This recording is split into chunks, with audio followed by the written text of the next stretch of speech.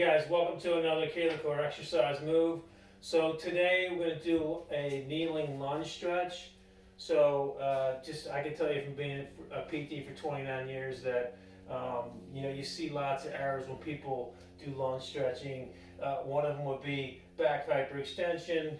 The other is pelvic rotation or hiking. Those are all pretty common errors. So when people are doing a lunge stretch with the goal of stretching out the hip flexors and the rectus femoris, what they're really ending up doing is stretching mainly their spine as a mover. So the appearance of range of motion in the stretch, a lot of it's actually coming from spine movement. So as you know, our Kaehler Core training system really teaches you how to stop moving it so we can get clarity in the extremities, specifically here, really stretching out the hip flexors and the rectus femoris without the back moving. So one of the ways to really correct that is to have stability through the trunk to check rotation and the extension, which requires some force through the hand. So what we're going to do here is, this is going to be a pushing movement. So we're going to hook the band on the band anchor pins.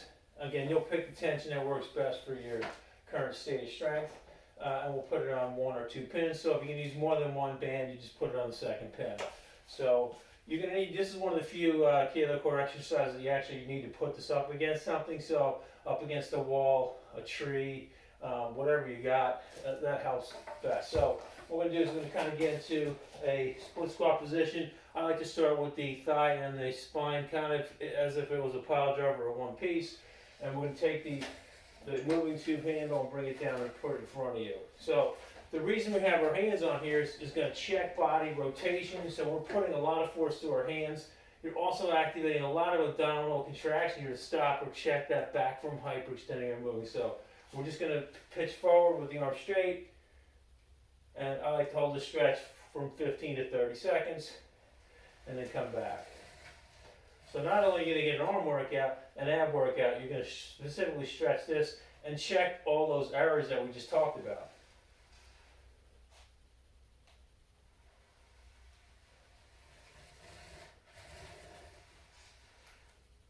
So here I'm getting a lot of stretch along the rectus femoris and a little bit to the hip flexors, which aren't particularly tight to me because I do this stuff all the time, although I'm no gymnast. But anyway, this is a good way to kind of do a bunch of different things at once to stretch out those tight hip flexors, rectus femoris, open up the pathways when you're running, and minimize that extra back movement that comes from doing these stretches where you're letting the back kind of move along with the stretch.